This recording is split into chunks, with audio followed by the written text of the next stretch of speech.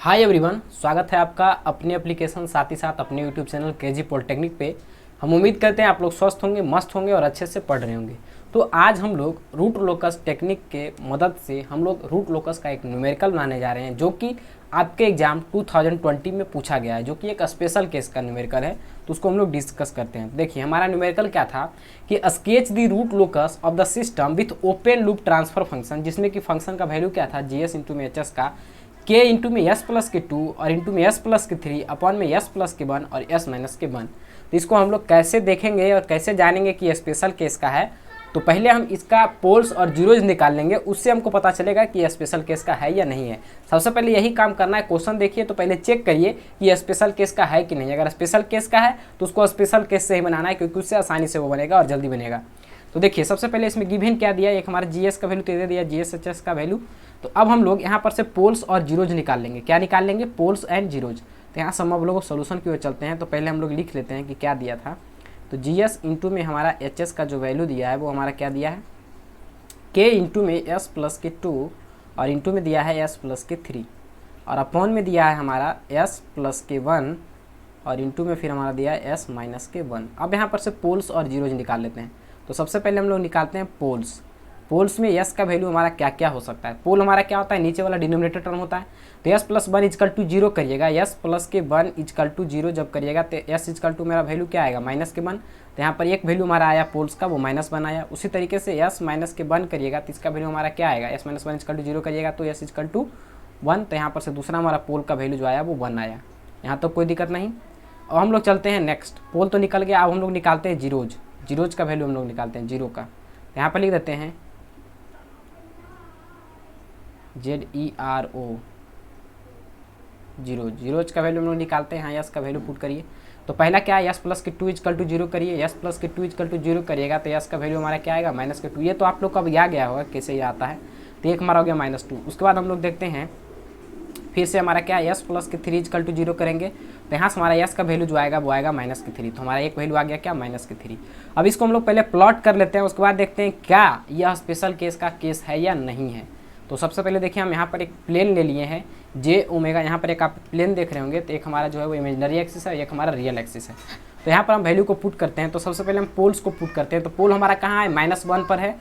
तो एक पोल हमारा 1 और -1 पे है, तो पहले 1 पर हम पुट कर लेते हैं। तो यहाँ इसको मान लेते हैं, यहाँ पर कुछ इसका वैल्यू जो है पोल का हमारा वो 1 है। क्या है, यहाँ पर हमारा पोल्स का जो वैल्यू है वो हमारा 1 है। और यहाँ पर फिर एक और पोल हमारा कितना पर है, -1 पे है। तो यहाँ पर हम कुछ ले लेते हैं, ये हमारा माइनस के 1 है।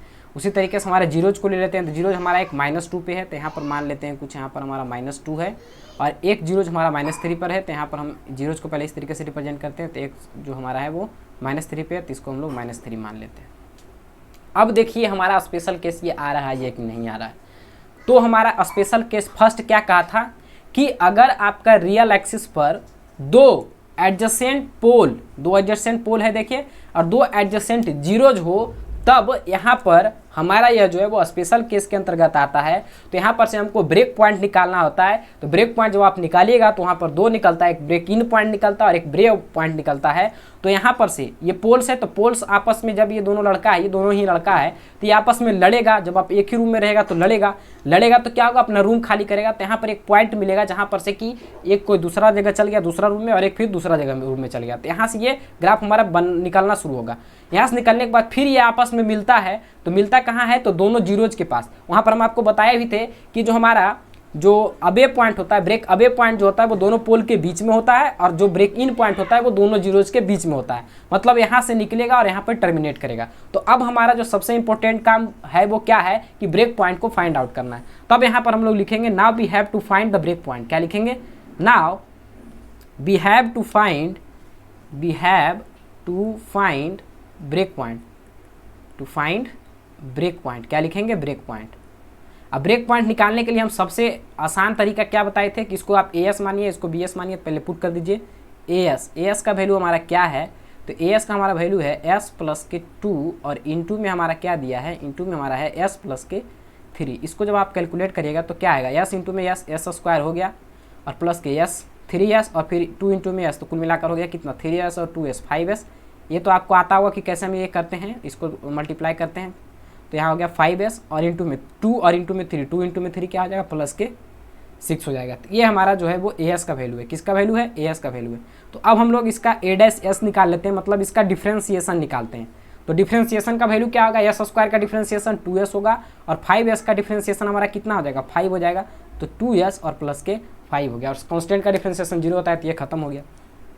यहाँ से अब हम लोग क्या करते हैं, तो यहाँ से हम लोग अब b को निकालते हैं, bs का वैल्यू लेते हैं। तो bs हमारा क्या है? s प्लस के 1 और s माइनस के 1 क्या है?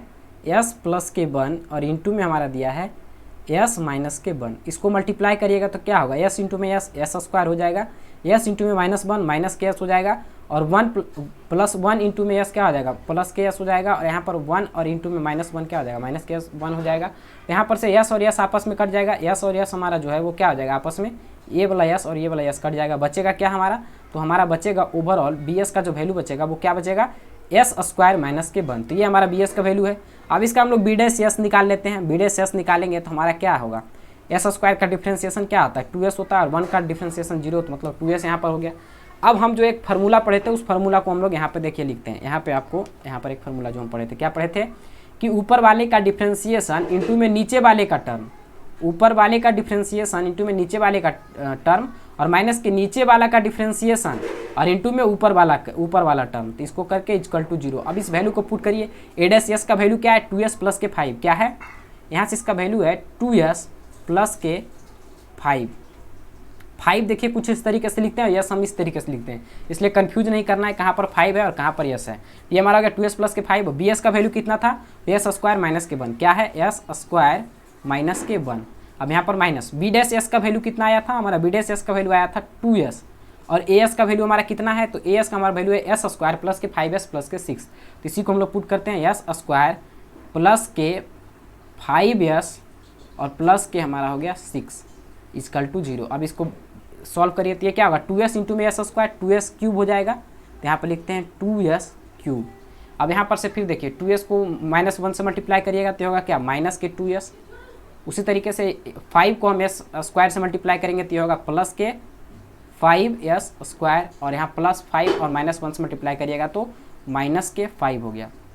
अब यहाँ पर से माइनस के साथ ही इसको मल्टीप्लाई करेंगे तो -2s इंटू में s स्क्वायर, तो क्या हो जाएगा? माइनस के 2s क्यूब हो जाएगा और माइनस के 2s और प्लस के 5s क्या हो जाएगा? ओवरऑल माइनस के 5 दूना के 10 s स्क्वायर हो जाएगा और यहाँ पर से माइनस के 2s और प्लस के 6 है, तो कुल मिलाकर माइनस के 6 दूना का 12s हो जाएगा और इक्वल टू 0 हो गया। यहाँ से आप देखिए कि क्या क्या कट रहा है।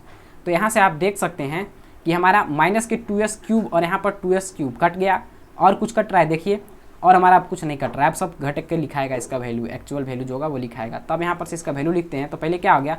प्लस 5s स्क्वायर और माइनस 10s स्क्वायर, तो माइनस 10s स्क्वायर में प्लस 5s स्क्वायर जाएगा तो माइनस 10 में से 5 जाएगा तो माइनस के 5। तो यहाँ पर हमारा वैल्यू जो आएगा वो क्या आएगा? माइनस के 5s स्क्वायर। क्या आएगा? माइनस के 5s स्क्वायर।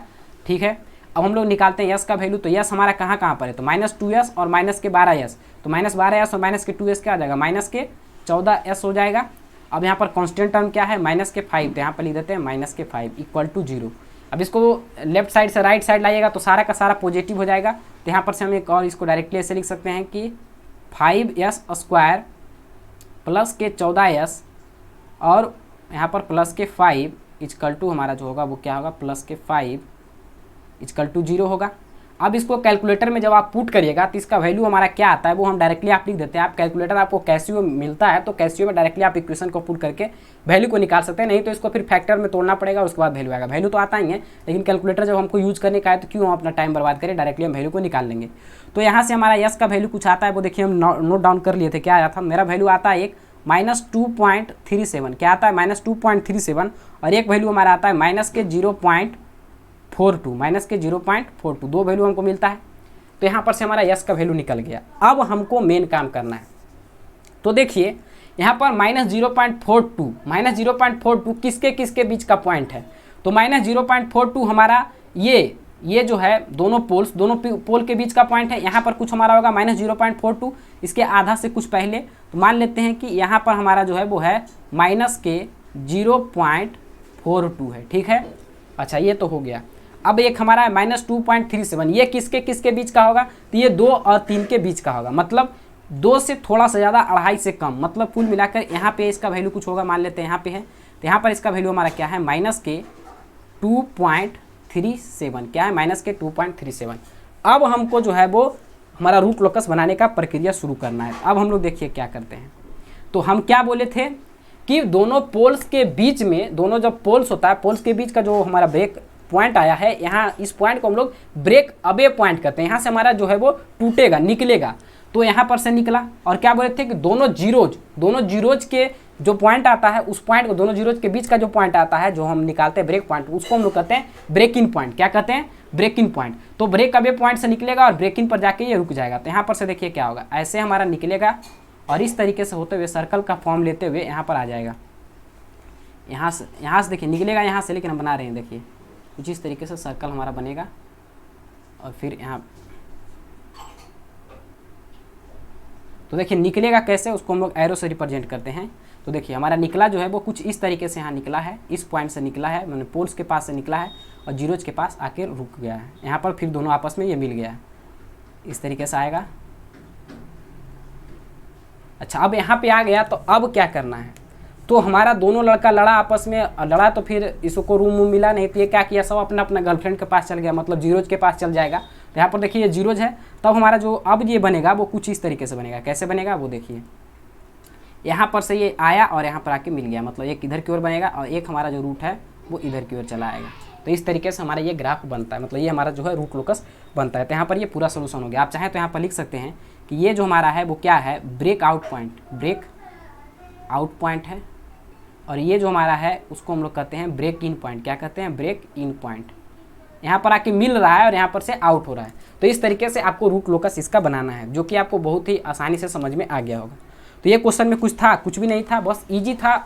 सिर्फ अगर आपका स्पेशल केस से पूछ देता है तो क्वेश्चन बहुत ही ईजी हो जाता है, बहुत ही आसानी से बन जाता है। लेकिन अगर आप स्पेशल केस से नहीं पूछता है तो उसका चांसेस होता है कि वो इमेजिनरी एक्सिस को कट कर दे, मतलब जे ओमेगा वाली एक्सिस को ये कट कर दे। और जब इसको कट कर देता है तो थोड़ा सा क्वेश्चन आपका लेंदी हो जाता है और बनाने में उसका कुछ ज़्यादा प्रोसेस आता है। तो एक दो क्वेश्चन हम उसी प्रोसेस पर देख लेंगे। अब इस तरीके का क्वेश्चन तो आप बना ही लीजिएगा, जहाँ पर भी देख लीजिएगा कि दो कंजुगेटिव हमारा, दो एडजेसेंट पोल है, दो एडजेसेंट जीरो आ रहा है, तो समझ जाइएगा कि वहाँ पर एक सर्किल ही बनेगा। वहाँ पर ब्रेकिंग पॉइंट, हम खाली ब्रेक पॉइंट को निकालना है।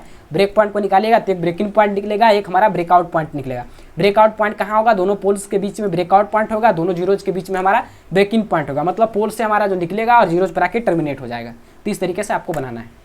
तो आज के सेशन को हम यहीं पे एंड करते हैं। हम उम्मीद करते हैं कि ये क्वेश्चन आपको बहुत ही बेहतरीन ढंग से समझ में आ गया होगा और आपको कहीं पर भी थोड़ा सा भी किसी भी प्रकार का कोई दिक्कत नहीं हुआ होगा। रूट लोकस से आपका जो पहले का डर था वो डर भी दूर हो गया होगा। बहुत ही ईजी टॉपिक है, बहुत ही ईजी चैप्टर है, बस थोड़ा सा कॉन्सेप्ट है, बस कॉन्सेप्ट आपको, रूल्स अगर याद है तो आप आसानी से इसको बना सकते हैं। तो ठीक है, मिलते हैं नेक्स्ट लेक्चर में, तब तक के लिए जय हिंद।